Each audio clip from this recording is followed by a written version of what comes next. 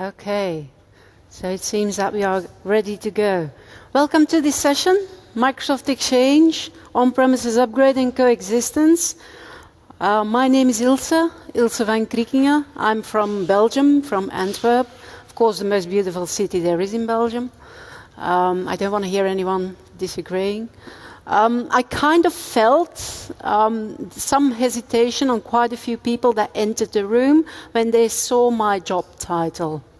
Hey, no, this is on-prem. She's not going to let us go to the cloud. She's not going to talk about Office 365, is she? Well, the last time I mentioned the word Office 365. This is definitely a session on Microsoft Exchange 2013, on-premises upgrade and coexistence with previous versions of Exchange, being Exchange 2007, Exchange 2010.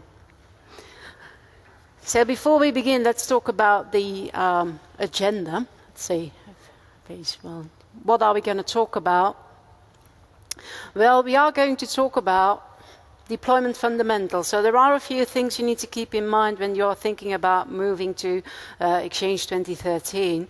I think quite a lot of you were waiting for the first service pack to appear. Now we have cumulative update 1 that is there. So I think that more and more of you will consider the transitioning the update to 2013.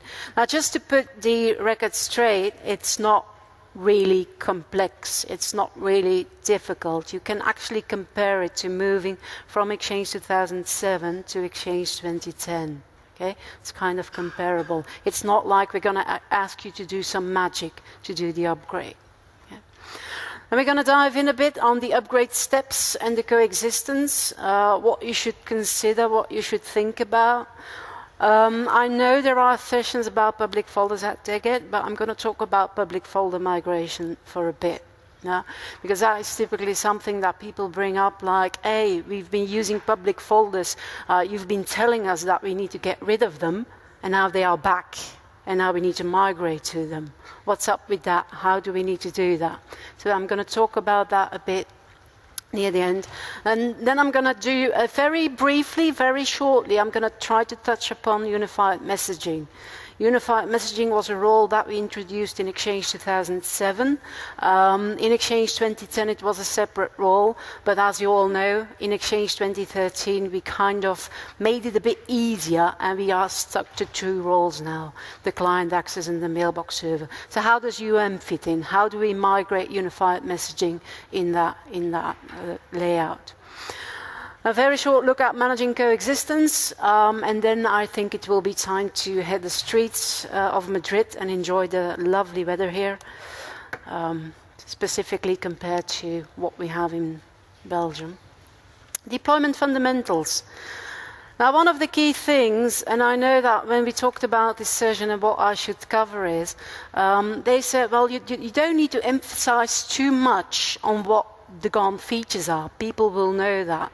But I really do hope that you keep that in mind. If you're using Exchange 2007 and you're going to update to Exchange 2013, there are certain things that we do not support anymore. Yeah? One of the examples that is often given is the managed folders. Yeah? Now, if you're going to Exchange 2013, you will see that in the Exchange management shell, the commandlets are still there. Yeah? So the managed folder commandlets are still available, but just be careful, because if you're going to apply managed folder policies to a mailbox, that mailbox won't be processed anymore.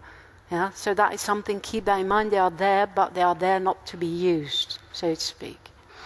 If you want to coexist with Exchange 2013, you need to have Exchange 2010, Service Pack 3, and you need to have Exchange 2007, Service Pack 3, RU10. Is there anyone still running Exchange 2003? Okay, 1, 2. You have a problem. As in, if you were kind of hoping that you would get in this session the workaround to move to Exchange 2013, well, the only workaround is move to 2007 first and move to 2010 first. If there is one Exchange 2003 in your environment, setup will not proceed. Okay? These are hard requisites. You need to have Service Pack 3 for Exchange 2010 and SP3 for 2007. Support the client access methods. Yeah, I think you can see them here. Outlook, the preferred client, the rich client, yeah. Outlook Anywhere, yeah, is what we use these days. Outlook for Mac is also supported. Entourage for Mac is supported, as long as you're using the Web Services Edition, yeah. Do keep in mind, if you're migrating to Exchange 2013, as said, look at the supported features, the things that we dropped. There is one feature, I'm sure it may be covered in the client access session, is the spell check in OWA. Something maybe silly, but if you're looking at Outlook Web App as a client, you have the spell check included. In Outlook Web App in Exchange 2013, today, what we see is a spell check relies on the spell checking of the browser. Yeah? So remember that if you migrate, keep that in mind. Yeah? A few things you need to check before you upgrade. Now, one of the things that I often see is when I go to customers, it's like, yeah, but you know what? The customer, they tell me, and I do think we've got Service Pack 3. I do think so, yeah? So one of the key things that I want to give with you, how do you check that? Do you check if the schema or if the environment is ready for Exchange 2013? So one of the key things that you can keep in mind there is the Exchange Server Schema version PT attribute. Phew, that's a mouthful.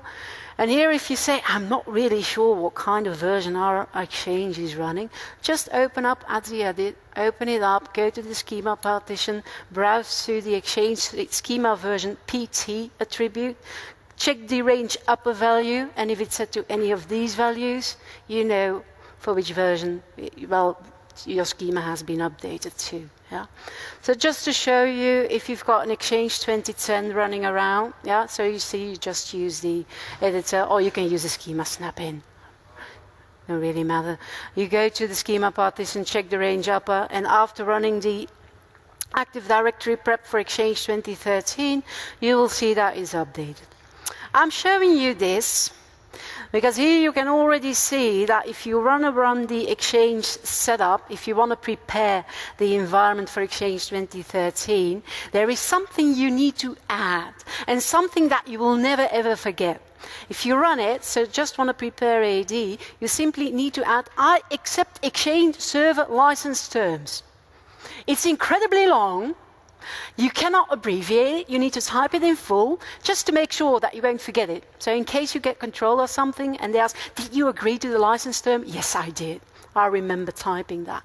So you can type it, add it in, and there you can see he will check a few things, he will prep the organization, and of course, waiting for all the replications and things to happen between domain controllers, you will see that the range upper has been changed to the value it's supposed to be if you're thinking about deploying Exchange 2013 CU1. Okay? Okay. So what are the prerequisites? Here we go. What do you need? You need Active Directory. Hey, that was ever since Exchange 2000, you needed Active Directory. Yeah? So that's not really new. 2003, force functional level or higher. Yeah? We do require you to have at least one Windows 2003 SP2 or later in each site where you're planning to deploy Exchange in. We do not support read-only domain controllers or read-only global catalogs. Does that mean you need to panic and you need to remove them? Nope. It simply means that Exchange will ignore them. He will never contact them. Yeah? So there is no reason to panic if you have them. Please do use them if you want to use them, but just remember, Exchange will not query them. Namespaces. Don't you just love these namespaces? Namespaces, contiguous. I know, contiguous is the simplest one. One tree, very simple, one name. Yeah? We do support it as Exchange. Non-contiguous is something that we also see if you have an Active Directory environment, a forest with multiple trees and multiple names. Anyone using single label domain? No hands, don't be scared, I won't bite you. No. Single label domains is something that Exchange 2013 does support. Small little note, don't do it. As in single label domains, there are quite a lot of softwares that we create for you that do not support single label domain. So it might be useful to get out of it, yeah, before you have to install something that doesn't support single label domain. Disjoint namespaces, we do support it. That's where you might have a server with a different advanced domain namespace than the domain name in DNS.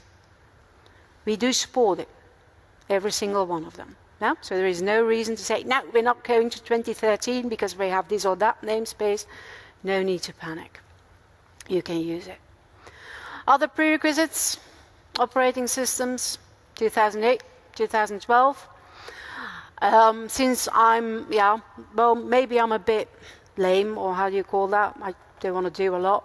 But on Windows 2012, it's easier, because actually it's easier to deploy the prerequisites. Yeah? Of course you need IIS, of course you need .NET Framework, you need the Windows Management Framework. You need to have the Unified Communications Managed API. Yeah? Why is that? In previous versions of Exchange, you needed to get your hands on them if you were going to deploy unified messaging. But since you're now deploying client access server and a mailbox server with these components in it, you have to have it. So that's the reason why you need to have it, yeah? With the prerequisites of Exchange 2013. I do urge you to go to TechNet. On TechNet we have a lot of articles, I'm sure you know, and one of them lists you the PowerShell single line that you can use to deploy all the prerequisites. Just deploy them, reboot them if required, and you're ready to install Exchange 2013. Now, when we're looking at Exchange 2013, you know that we have had a, let's say we released it to the market, RTM, on 10/11/12, which is kind of a funny when you think of. On 10/11/12, we released 13, well, sort of something like that. Yeah, it was general available, so meaning that you could actually, as a partner, if you would have the volume licensing, you would be able to download it. Yeah, it was downloadable worldwide. Yeah, ever since after that, and the service general availability. That is, oops, I wasn't going to say the word again. In Exchange Online, it was updated the 27th of February in 2013. Yeah. Now, quite a lot what we've seen is when we released Exchange 2013, it was only for greenfield situations because you couldn't update an existing environment. So a lot of feedback was received. I got that from my customers, like, what the hell is that? You release something and I can't use it. Not yet. That's waiting for a cumulative update, which was released in April 2013. Yeah? And then you had to wait for Service Pack 3, and then you had to wait for roll-up update 10 of Exchange 2007. But at least here you have it. Yeah? So everything is available now. You're ready to go and enjoy the new features. One of the things that that you may have seen in previous releases of Exchange, you had service packs, you had so the roll-up updates were released. In Exchange 2013, we kind of changed that, the way that we service Exchange 2013. So we have the security updates, which will be released like on Patch Tuesday, which come with the normal updates. Yeah, and then we kind of introduced the cumulative updates. A cumulative update is kind of it's a completely reinstall of your Exchange. Yeah, so it's all the updates that we bundled and we give them to you in a cumulative update. Okay, so this is something that you need to keep in mind. A cumulative update is not something that you're going to install on a Monday morning at 8 a.m. because that might just cause some issues when your users walk into the office. Yeah? So that's something that you really need to keep in mind. Another thing that you need to keep in mind is that it provides you with a few benefits. No hassle anymore with the roll-up updates. It's predictable, 4 times a year. 4 times a year we will provide you with a new cumulative update. It's not like we will provide you every 3 months with an update. It's 4 times a year. Yeah? So it's not because the first one was released the 2nd of April. It's not like on the 2nd of July, which is next week Tuesday, that you should be ready to download it. It could be that it's later. Yeah? So it will be 4 times a year. Yeah?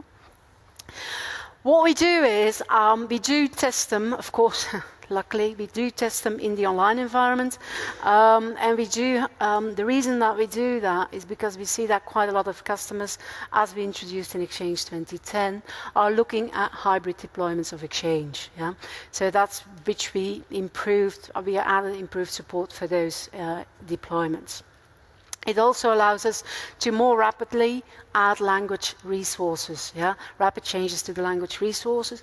I must admit, the most servers that I run into are installed using the English language of Exchange, but I do know that some customers rely, it has to be in French, it has to be in German, it has to be in Spanish, that I want to install them.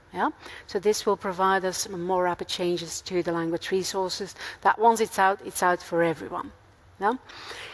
Do keep in mind, please do keep in mind, running a cumulative update is a reinstall. Meaning that he will update the source files. So he will actually, when you run the cumulative update, when you download it, it's a full server installation. It's not running an update. He will, you know how it is. You know that feeling when installing a service pack on Exchange 2010. You're like, you see that on the screen, removing the Exchange files. Don't you have a bit of a scare then when you see that? Well, try to get used to it. It's kind of the same with the cumulative updates. But do keep in mind the customizations. If, for example, that file that you all know, the web.config file, if you do customizations in that, well, they will be gone. They will be removed. So you will need to do them again after you install the cumulative update. Keep that in mind. Specifically if you're looking at Exchange link integration, if you want to have the IM popping up in OWA. Keep it in mind that you do redo the changes after running the cumulative update. It also means that if you install the cumulative update and if it fails, for whatever reason, you're kind of in a bit of a situation where you need to think and stay calm and relaxed. And then you need to a recover server installation. Anyone ever done the recover server installation? Yep. Oh, too many hands. Okay. Now, the recover server installation, what it does is, it will actually use the same server name. It will look in Active Directory and see, oh, this is what I need to install. Great, I'll install that. And then you will have the ability of restoring your mailbox databases to the Exchange server. Server version number will be updated with the cumulative update install. So make sure you check that. And here you see it, it's a full Exchange install. Full build, uninstall, reinstall. Make sure, don't forget that, because otherwise your users will remind you that you didn't do that, that you redo the web.config settings. It is required for coexistence with 2010-2007. Just install Exchange 2013 CU1, you're ready to go. You don't need to install Exchange 2013 first and then update, do the CU1 immediately. And as you can see, if CU1 install fails, you must use recover server. It's not really, in the end, it's pretty neat what recover server install does. I will take the questions at the end. Is that all right? So, and then he will say, okay, well, he will simply check AD. Oh, that's what I need to do. That's what I need to provision for, and you will have a database that is not mounted and ready for you to do a restore. Okay, that's kind of it. So now let's have a look at the upgrade and coexistence. How does it work? Don't you love that? The drapes? Yes, you do. I hope you do. I like them. Okay. So, looking at upgrade and coexistence. When we look at Exchange 2010-2007, it was pretty, well, what we did is we kind of made it easier. In Exchange 2007, we had a client access server. You can see that. That actually provides authentication, proxy redirection, and data rendering logic. That's what Exchange 2007 already had. But what we saw is that quite a lot of customers, they install a mailbox server. Oh, and maybe we can add the hub transport server. No, we're not going to add that. Separate server, separate CAS server, separate UM server. So now what we did is we changed that. We kind of made it easier. That's how we say that. We kind of made it easier. And we said, well, you know what? In Exchange 2013, we're going to use the client access server just for authentication, proxy redirection logic. That's what we're going to use it for. And then we're going to have the mailbox server all. So this will be a lot easier. It will be a lot easier to do updates, because the Exchange client access server will capture everything. Doesn't need to do the rendering. It will simply just proxy. Make sure you have a look. It was yesterday, I believe, the session on client access. Have a look at it. It will go into the complete details on this. But just so you know, why is this important? if you're installing Exchange 2013 and you're not really the command line thingy, you just want to do the GUI, you will have the option to install Exchange Client Access, Exchange Mailbox, or the management tools. That's what you will have. Keep in mind that once you have installed a role, you cannot uninstall it, which you could do in the previous versions of Exchange. So once you have chosen to install Client Access and Mailbox and you rerun setup because you want to get rid of the Client Access server role, you can't do that.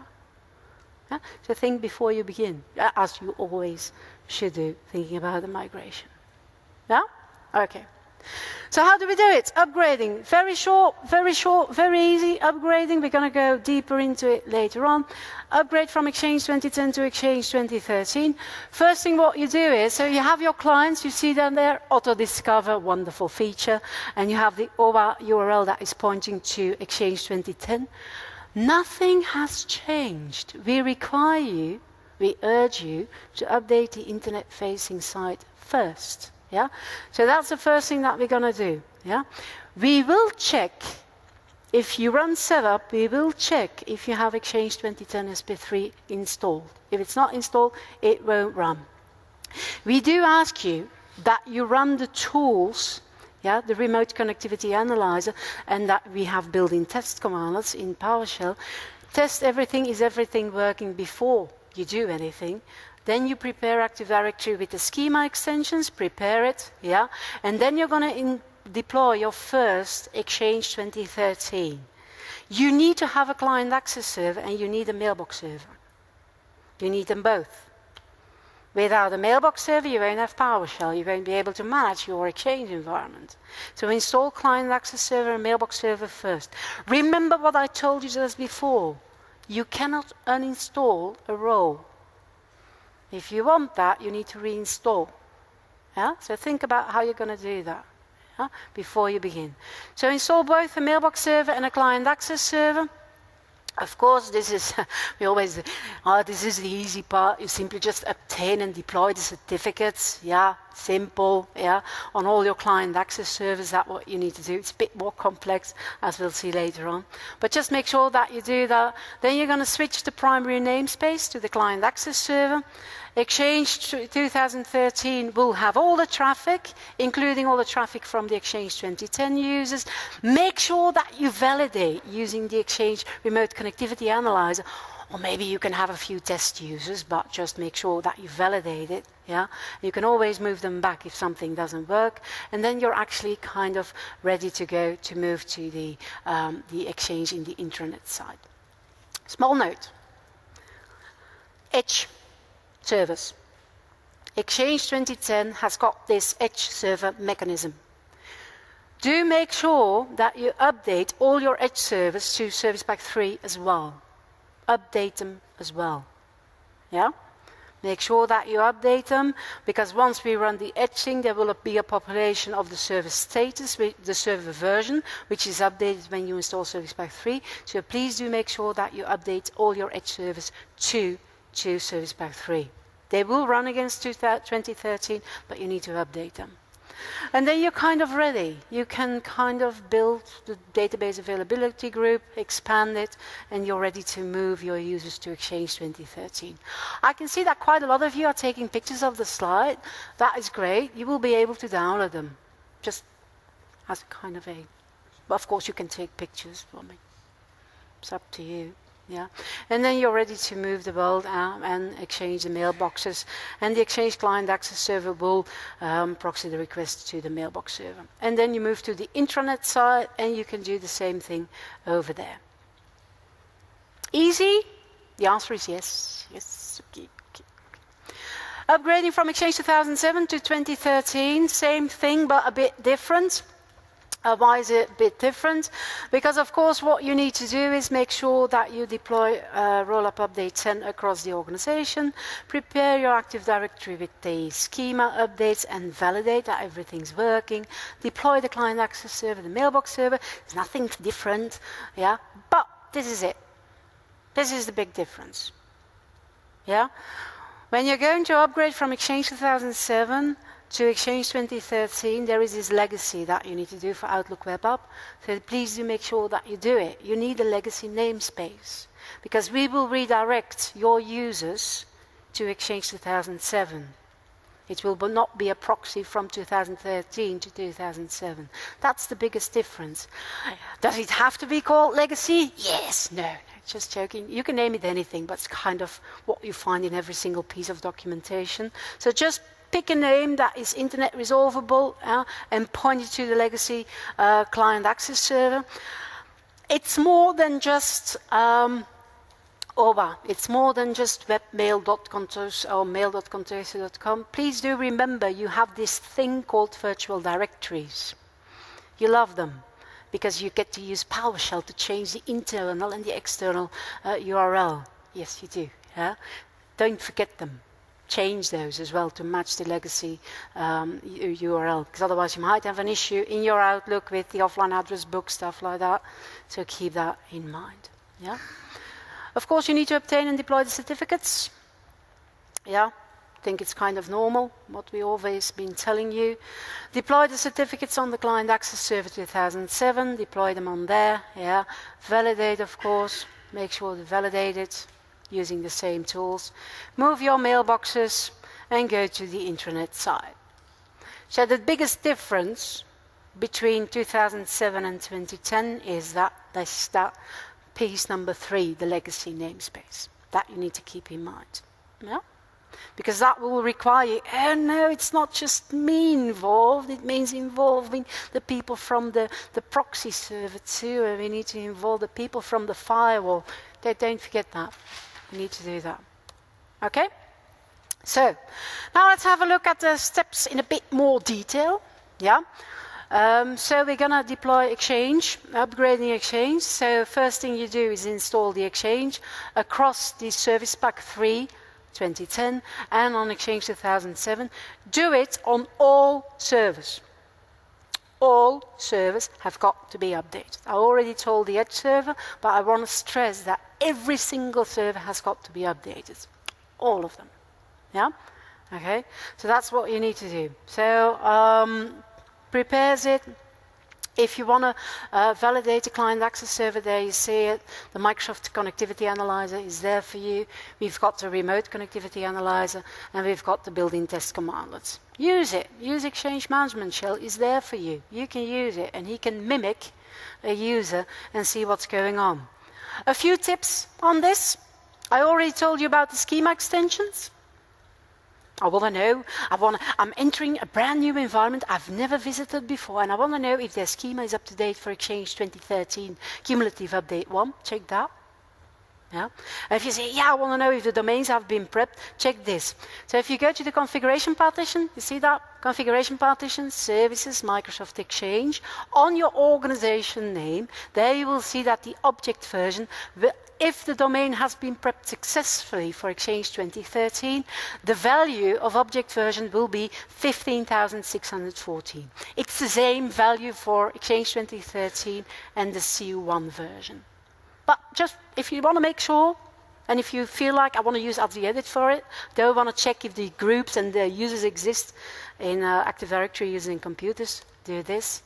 And another thing you can prep, you can check in the domain, for every domain, of course. There you can see that object version on the Microsoft Exchange System Objects folder. Yeah, has to be 13,236. Small note, I always say that, it seems. Do keep in mind domain prep. Prep every single domain that will have Exchange servers in it, and prep every single domain that will have mail-enabled users in it. It's not because there is no Exchange server in it that you don't need to prep it.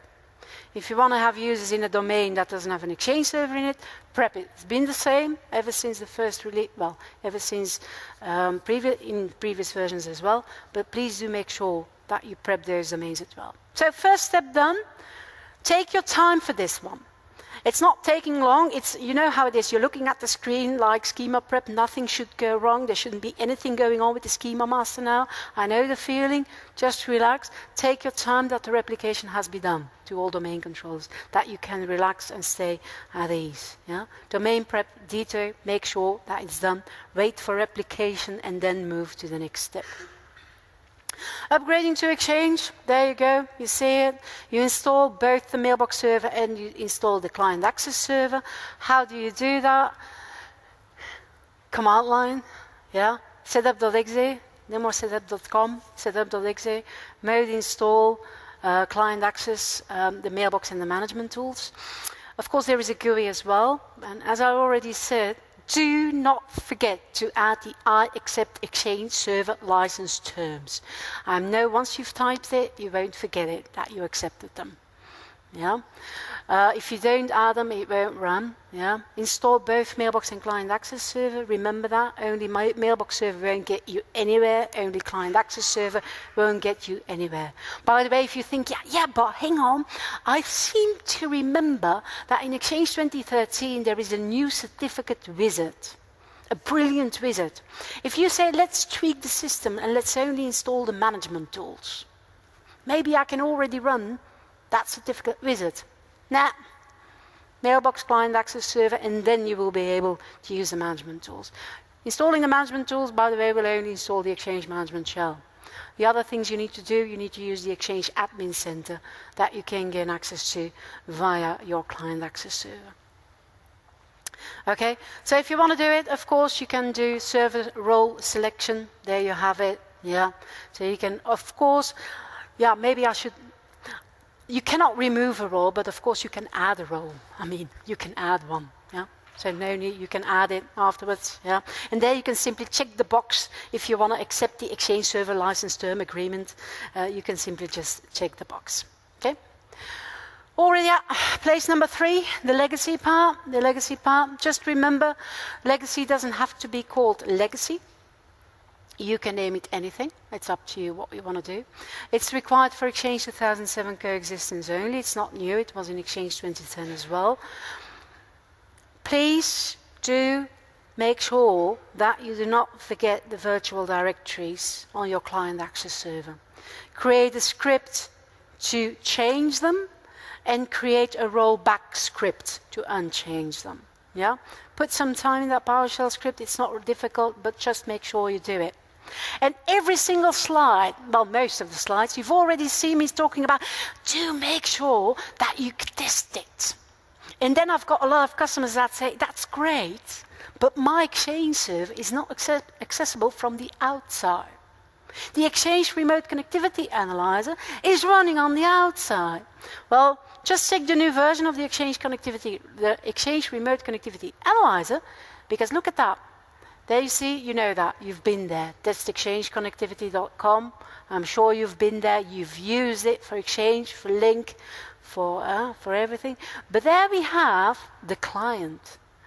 So you can actually go to the Remote Connectivity Analyzer and download the Connectivity Analyzer tool and run it in your environment. Yeah? Because, well, the thing that we ask you to do is, when you run it, yeah, we ask you this.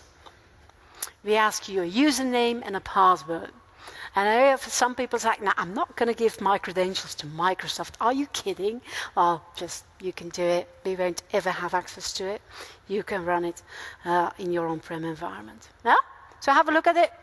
Yeah, so you say, I need to specify, of course, my source mailbox logon ID. Need to specify it correctly. Okay, and they're testing FreeBSD information. Yeah, and then I love this one. You're running it. And then the result you get is administrator assistance may be required. I know that. I am the admin. So just so you know, you can actually run it offsite. Yeah? Save it, send it to your help desk, preferred help desk, and you're ready to go. Remember the legacy. Remember that. Obtain and deploy certificates. What's up with the certificates? What's the problem with certificates? I think some of you can already call out a few problems. I'll give you some. My certificate has expired and I didn't know. Ever run into that? Yeah, it's an issue. Yeah, look at that. Exchange Admin Center will notify you when a certificate is about to expire. Yoo-hoo. Good, very good. Yeah. Another thing that we see, yeah, you want us to minimize the number of certificates, that's great, but I've got 1,000 domains. Then you come up with legacy, then you come up with this and this and this and this. What about wildcard certificates? Wildcard certificates are absolutely supported, but it's sometimes we feel that wildcard certificates are easy, you cover everything. The problem is the security, because sometimes the security officer in the company says no wildcard, because then we're not that secure. Yeah? What we did is we have, there was already a visit in Exchange 2010, and in Exchange 2007 we had the lovely PowerShell to do it for you. You can do now, we have a new certificate visit in the Exchange Admin Center. That will help you create a new certificate. Make sure that if you want to minimize the number of certificates, make sure that you mark it to be exportable. Yeah? So that you get it and you can export it and deploy it on all the other Exchange servers. Split DNS, DNS, yeah, it's not a requirement. It's something that we recommend, split DNS. I think that you can already see why it's easier. Limiting the numbers of names on a certificate, well, if you do not have split DNS, that will make it a bit more difficult, yeah? Don't list your machine host names in the certificate host name list. It's not necessary. Yeah? And of course, you can use a subject alternative name certificate. So if you say, yeah, but I need, what do you need? You need auto discovery, you need webmail. You say, yeah, but you know what? I want to have this thing like, I want to have really secure SMTP, and I want to enforce it. So I want to have SMTP in my certificate. It's up to you what you want to do. It's up to you how you publish your mail environment. But do try to make it easier. And you'll be very happy that you will be notified if the certificate is about to expire as an admin. Yeah? So that's going to save you a few phone calls when it has expired. Upgrading. Next step, switch primary namespace. This is the moment where you will be the most scared and maybe a bit frightened because we're going to change everything. Yeah. Use a few prep users. A few, you're my victim, try to do that. Validate the legacy namespace creation, validate that in advance, of course you do. Please do make sure that when we're talking about Exchange 2007, we're still talking about layer 7 load balancing. Please do make sure that you have, for your legacy namespace, a separate VIP with your layer 7 load balancer. Yeah. Configure the auto-discover service internal URI on Exchange, client access server to the load balancing fully qualified domain name, just to make sure that everything will continue to work as it should work. Yeah. Update DNS. Make sure that it points to your client access server 2013. Every single time you see update DNS is the time where you hopefully thought in advance about the time to live. Something like, keep it in mind, time to live of your DNS record. Make sure that you set it a bit shorter, that you can immediately test if everything is going all right. Yeah. Update the publishing rules for legacy namespace. Yeah. And of course use the tools that we've already talked about if you can gain access to your Exchange server internally and externally. Bit of a side note now. This is Outlook Web App. These are the URLs that are provisioned to a user when using Outlook to gain access to the offline address book and so on. But there is this other thing that most of you are probably already familiar with, Outlook Anywhere. Outlook Anywhere, so what happens if you were to have an Outlook Anywhere configuration set up against your Exchange 2007-2010 environment? Something looking like this. I think this may look familiar. Yeah, I've got that, layer 7 load balancer. Yep, that's how it goes, comes to the client access server. RPC requests are forwarded to the mail proxy, to the mailbox server. This is it, because I want my users to be able to encapsulate RPC and talk from the outside to their using Outlook to their Exchange mailbox. So how do we do it there? Well, in the end, it's always the same story. Yeah? You install Exchange 2013. You install the CU1. Remember? I should have said first, make sure that Exchange 2007-2010 is updated to Service Pack 3. Service Pack 3 will update 10 and so on. Yeah? Please do make sure that you add to the IIS authentication NTLM. Please do make sure you do that. Yeah? So after you install it, make sure that, enable Outlook Anywhere on all the legacy client access servers. Enable Outlook Anywhere on all the legacy client access servers. Yeah? Remember that. IS authentication must have NTLM enabled on all the legacy client access servers. Okay? Make sure that the legacy Outlook Anywhere settings are the same as 2013 client access server, so that all clients will get the same proxy host name. I'm logging in and my mailbox is on Exchange 2007. What will happen? Yeah, of course, load TTL for the DNS cutover, yeah, so that it will point to Outlook to client access server 2013. So what happens? Outlook Anywhere. You've done everything. You've done everything as it's listed on the slide. Your clients will come in. The mail.contoso.com will resolve to a layer 4 load balancer, will point it to a client access server. And the oops, that was a bit too fast. And it will be proxied. So the request will be proxied to the correct client access server in the correct site. So Outlook Anywhere is not redirected. It's proxied, even for Exchange 2007. So keep that in mind. Now, there is something to think about. Okay? So that's that. And then you're ready. You're ready to move the world, move mailboxes, yeah? Build out your database availability group, move your users. They'll be so happy. Of course, ever since Exchange 2010, we had the online mailbox move. Why is the online mailbox move good? Because your users don't have a problem. Looking back at the old days, I mean, it's less than 20 years ago. If you had to move a mailbox from Exchange 5.5 to Exchange 2000, it was like, can you please close down your Outlook? Oh no, I'm an Exchange admin. I have to do that during the weekend. Bummer. Yeah? But please make sure that Outlook is closed so I can move your mailbox without any issues, and then you can restart your Outlook, and I'll tell you the new server name. Exchange 2013, online mailbox move. Users don't need to panic. They don't need to do anything. They will get that pop-up. Your Exchange administrator has made a change that may require you to restart Outlook. They will restart and everything is fine and dandy. Yeah? So that is really everything you need to do. You repeat that for additional sites. So here in Exchange 2013, we kind of added a new migration service. How did you do the move previously? Yeah, well, you selected your users. You pressed the control button to make sure the first one was selected, and then you could hover down in the list, or you ran PowerShell.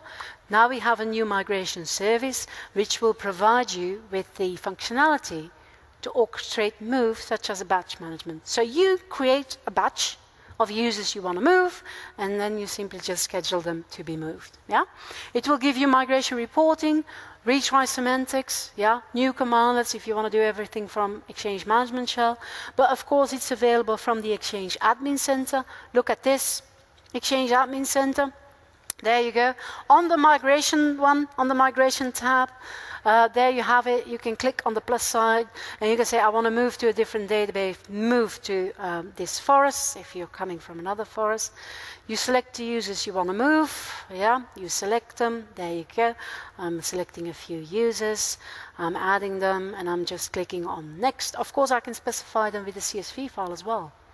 If you have a CSV file, use that. I can choose if I want to move the mailbox or if I want to use the archive if it exists. If I only want to move the archive and not want to move the mailbox, you have got quite a bit of options. Specify a different target database or a different archive database. Yeah.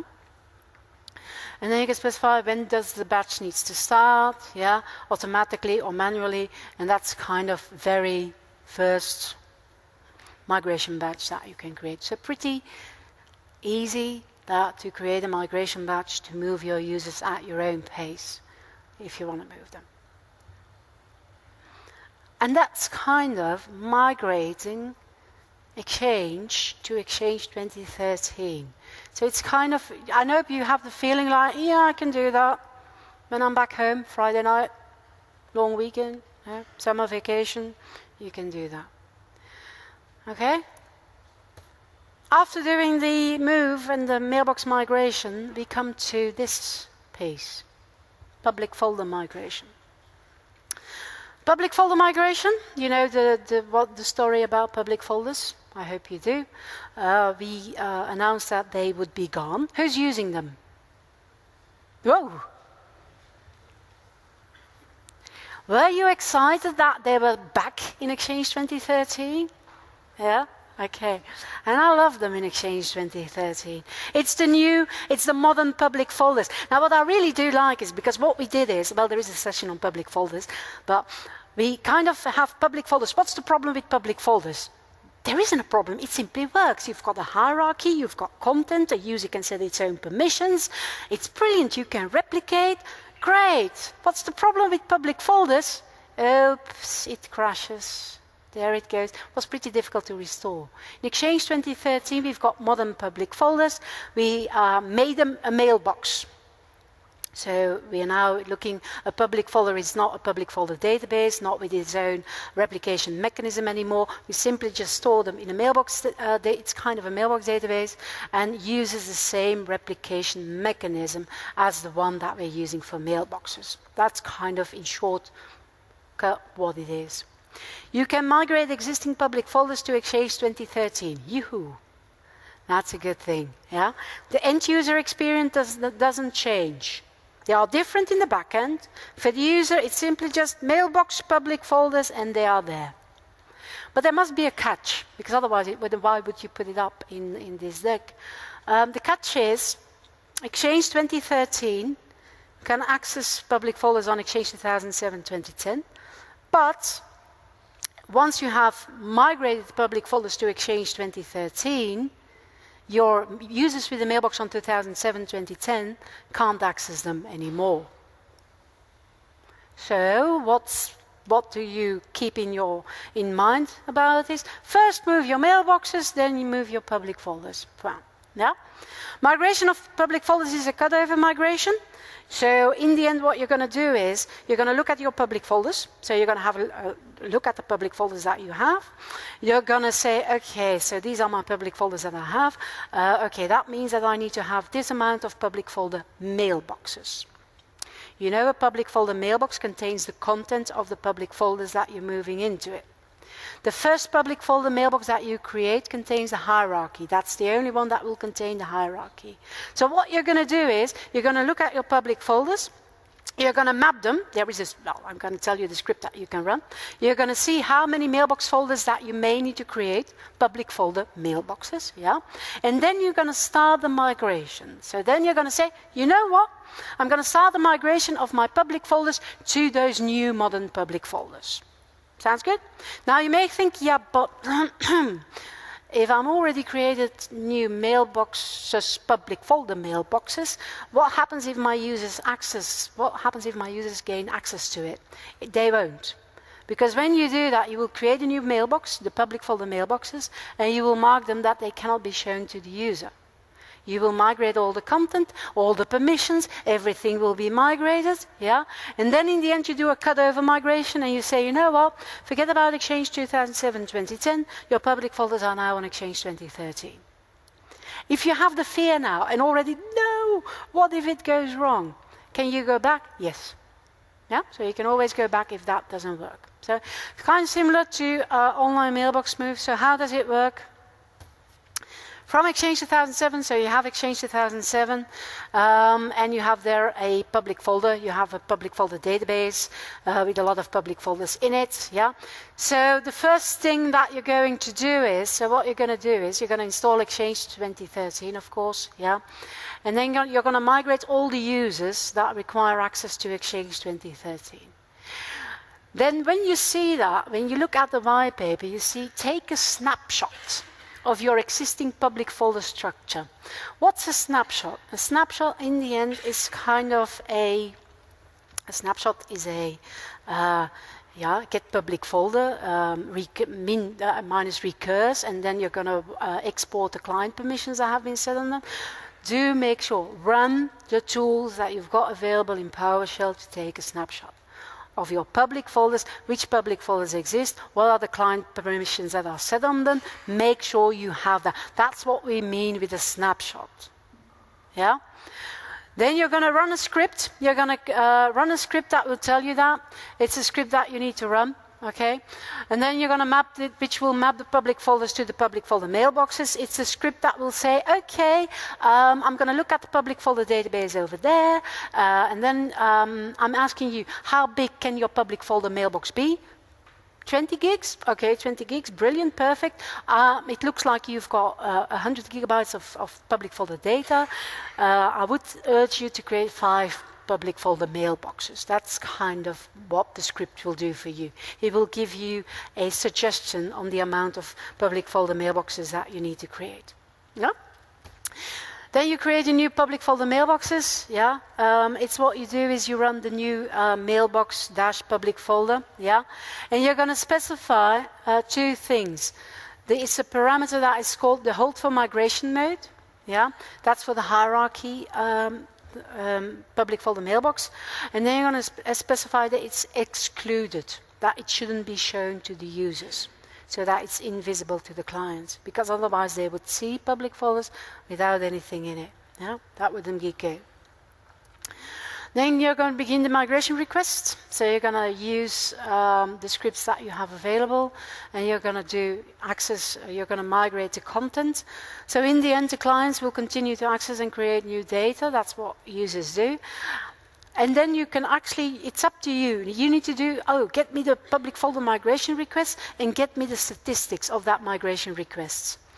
Once the status of that public folder migration request has reached auto-suspended, you know that all the content has been migrated to Exchange, copied to Exchange 2013. Yeah? And then what will actually happen is, so he's working, then you can finalize the migration, so then you're going to update the snapshot. So then what you're going to do is you're going to say, you know what, from now on, I'm going to say the public folder migration, okay, it's done, it's done, and I'm going to make sure that the last migration is done for the latest content. If you run the command, if you do the migration request now, and you're going to wait for another year before you say, okay, now I'm going to move them over, it could take a while, because then you need to update the latest year of information. So that's what you need to do. You lock the source. Users will not be able to gain access to public folders during the lock period. Yeah? Final sync will occur, and then you can, what do? You go to your user's mailbox, yeah, and you specify the public folder database, which will be the Exchange 2013 mailbox database. Yeah? You check and you verify destination folders. Hopefully everything's all right, that you don't need to turn it back. Yeah? So analyzing, the tool that we have available is a script that is included in Exchange 2013, and a script that you can download as well, because this is one that you need to run on your Exchange 2010 or 2007 server. Yeah? You copy the data, yeah? Data migration happens in the background. We kind of feel what's the amount that you can replicate. It depends on your network, it depends on many things. Wait a while until everything is migrated to 2013. And then switch to clients. A very short downtime when the migration is finalized. And of course you can switch back, which is always good, just in case anything was wrong. Yeah?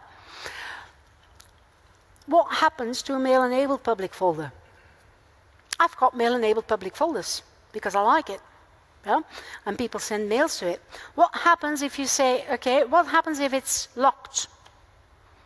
So if the public folder is not accessible anymore, what happens if at that time a message comes in and needs to be delivered to that particular public folder? That particular message will be stuck. It won't be delivered, it will be stuck, because it's after categorization, so the message knows where it should go, but he can't get access to it because it's locked. Yeah? What you need to do is, in case that happens, so once you've unlocked, what you need to do is you need to restart the transport service. Why is that? Because restarting the transport service will kick in the categorization process again. So that's when the transport service will know, oh, that mail needs to go to that public folder, oh, it's there, and he will deliver it. So these messages will not be lost, but do require you to restart the transport service. Yeah? Okay. So public folders, you know that how they look on Exchange 2007, 2010. Get public folder. Don't forget the recurse, because otherwise you don't have anything in it. Yeah, so that's what you see. On Exchange 2013, before you do anything, if you run the command let's get public folder, you won't get anything. Yeah, so that is something that the big difference between 2007 to 2010, if you would run get public folders, you would get them all, even if they were on 2007, because that was the hierarchy that you would see, that was shared across all the public folder databases. So here we have it on Exchange 2013, you won't see anything if the migration hasn't happened yet. Yeah. So what you do is, on the public folders, what you do is, option 1 is on Exchange 2013, you can find the scripts. So please, if you say, oh, I want to update my PowerShell capabilities, just go to that it's a variable, xscripts, go there and check out the scripts. Because there are amazing scripts in that folder that will help you. They are amazing, those scripts. And here you can actually see export mailbox folders, public mailbox folders for migration. And you can also see in there the first one, the map generator. So there you can actually see the public folder mailbox map generator, which is the one that will map your public folders that you have to the mailboxes, depending on the maximum size that you give them. Export public folder statistics, that's the one that will actually give you a list of all the public folders that you have in your environment. So first you run the export public folder statistics on your Exchange 2010-2007. It will generate a CSV file. That comma delimited file can be used as an input for the public folder to mailbox map generator, because that will provide you, based on these inputs, CSV file will provide you with a comma delimited file that you can use as an input to create the mailbox public folders. Yeah? So it's kind of a few steps that you need to follow to do that. No? Okay. Of course, if you say, yeah, but I don't have an Exchange 2013 yet, I don't have access to that scripts folder, you can download the public folder scripts as well. Yeah? And if you say, yeah, but you know what, I just happened to enter a new company and there seem to be some issues with public folders. If you want to know the status of the public folders, check it out. Check it out. If you go to Exchange, if you use the management shell, if you run the get organization config, these should be set to false. Yeah, public folders locked for migration, false. If that is set to false, it means the migration is not going.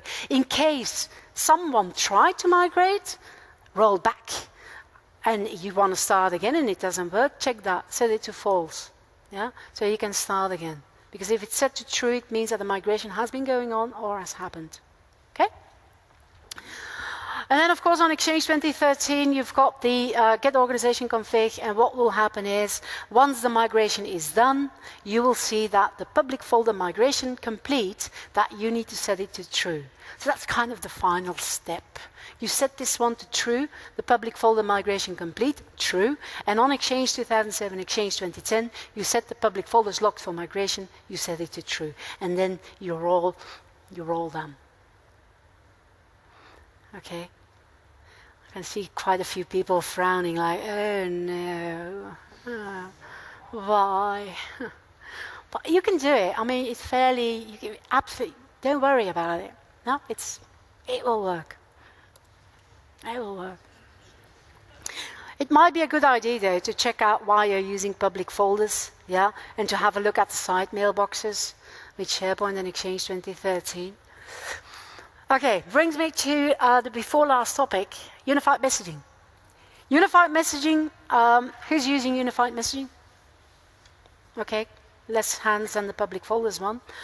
In unified messaging, the problem with unified messaging is I cannot give you a step-by-step to migrate UM, to update UM. That's the problem that I have, because it depends on so many things, as I will show you. If you want to upgrade unified messaging, it depends. Do you need to download and install all the UM language packs on every mailbox server? It depends if you want these language packs. Yeah? What you may need to do is that you may need to run the script to migrate the custom UM prompts. You know unified messaging. It means that if I call you and you do not reply, or you're busy, or you don't want to reply, it will be captured by the unified messaging server and it will deliver it to your mailbox. Yeah? as a WAV file, MP3 file, whatever WMA file. It's up to you how you configure it. You can have custom prompts so that you don't have the default Microsoft Exchange welcomes you, but that you have a fancy, more company-specific person replying to you. Yeah? Make sure that you export that. These are stored in a system mailbox. The system mailbox that is created during the domain prep.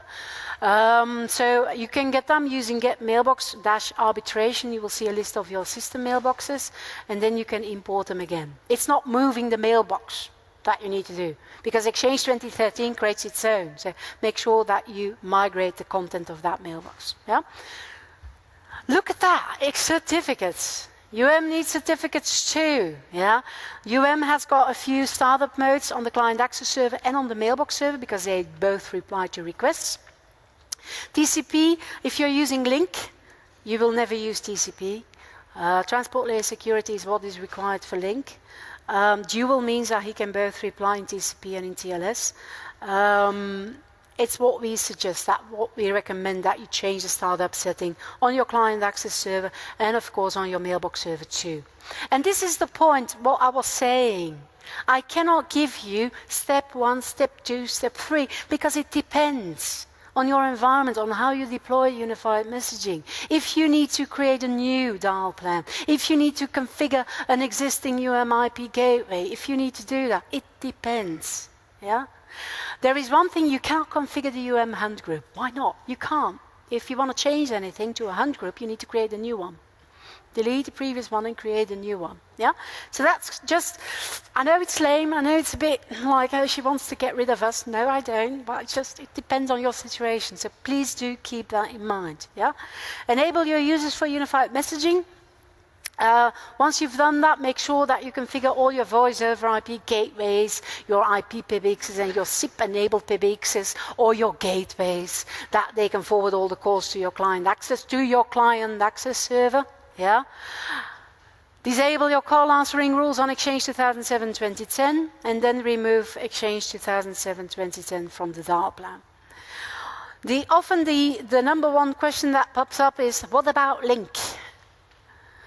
What about Link? Well, here you have it. You have Link 2010 and 2013 IM integration into Exchange 2013. So if you want to update your Exchange 2013 and you're called back by your Link admin who says, no, we need to first do Link, it works both ways. Yeah?